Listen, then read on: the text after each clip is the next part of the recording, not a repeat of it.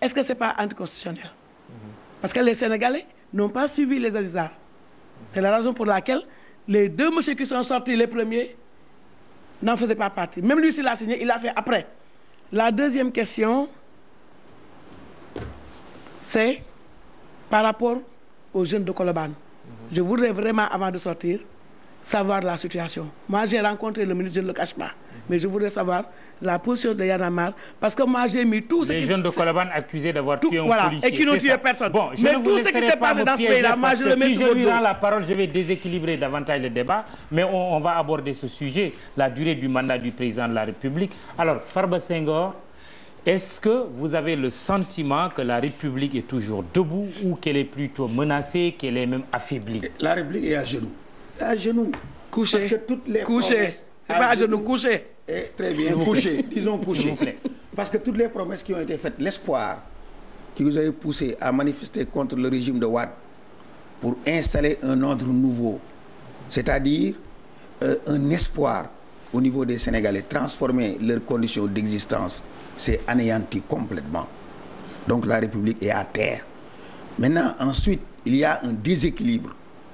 Parce que l'impunité existe toujours. Nous, nos biens ont été détruits. Depuis, j'ai porté plainte. Et c'est Ousmane Sey qui est mon avocat, mais rien du tout. Et vous voulez défendre. Alors, ceux qui ont des biens qui ont été détruits récemment. Le cas de Moustapha Lo, ce n'est que la succession. Le résultat de ce que vous avez fait. Mais n'oubliez pas que vous avez brûlé des maisons pour arriver au pouvoir. C'est la leçon que vous avez donnée aux Sénégalais. Et cette leçon est bien apprise. Et c'est ce qui vient de se passer. Ensuite, deuxièmement, vous avez parlé, vous avez dit, vous, que il ne faut pas répondre à la provocation. Mais vous avez dit, le 23 juin, que Farba Senghor avait provoqué la foule. Ousmane Tanor Dieng lui-même l'a dit dans son interview. Et pourtant, les journaux ont dit que vous avez ingiflé à Farba une correction. Infligé. Je m'excuse. Infligé une correction à Farba Senghor. Donc, à la suite de la provocation. Donc, vous vous êtes fait vous-même. Donc, justice. Donc, je crois que il ne peut pas y avoir deux Sénégalais. Nous tous, nous sommes des Sénégalais. Donc, nous sommes soumis à une seule loi.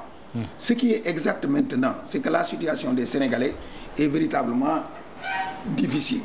Réumi dafa Macky.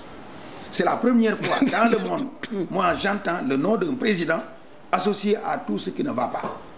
C'est pour la première fois au Sénégal. Donc je crois que vous devez reconsidérer votre situation. Si véritablement vous voulez porter l'espoir du peuple, mais le peuple vous écoute et le peuple vous regarde. Si vous êtes équidistant des pôles, c'est-à-dire de l'opposition et du pouvoir, à mon avis, vous devez réagir en fonction alors de la situation que vit le peuple sénégalais actuellement. Alors, Seydou Gueye, avant d'en venir à l'interpellation faite à Fadel Barro, oui, la durée du mandat du président de la République, élu pour un mandat de 7 ans, c'est vrai, sur la base de la constitution actuelle, mais avec un engagement électoral, mais également des discours en tant que président de la République réaffirmant qu'il allait réduire son mandat de 7 à 5 ans. Est-ce que cette promesse, cet engagement tient toujours? Bien évidemment. Bien évidemment. Merci de poser le problème comme ça, puisque je ne suis pas d'accord avec la façon par laquelle Madame le maire le pose. Ce n'est pas une injonction des assises, c'est un engagement personnel du président Macky Sall. Un engagement qui procède d'une analyse de notre environnement et du contexte.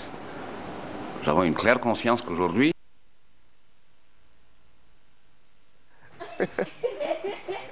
Voilà, un peuple, un but, une loi, n'est-ce pas que c'était magnifique? Ah, c'est ça la télé, hein, c'est-à-dire débat crédible à un point. Et puis waxtaan bi neexoon lool, Mamadou qui avait même des problèmes pour calmer un peu wax ji, il y avait vraiment ay kàngam. C'était pour marquer donc les événements du 23 juin yi fi amoon et que démb on a marqué donc 7 jours à travers ce très grand débat. Donc loolu bokk na ci ce qu'il ne fallait pas louper ci suñu ay programme hier ñu ngi ko tuddee woon un peuple, un but, une loi. Et puis vous n'avez pas raté en début d'émission, on a montré un document boo xamante ni Khalifa Diakhaté, le maestro, moom moo ko réalisé, et que voilà, c'était tout simplement magnifique et que tout le monde a regardé.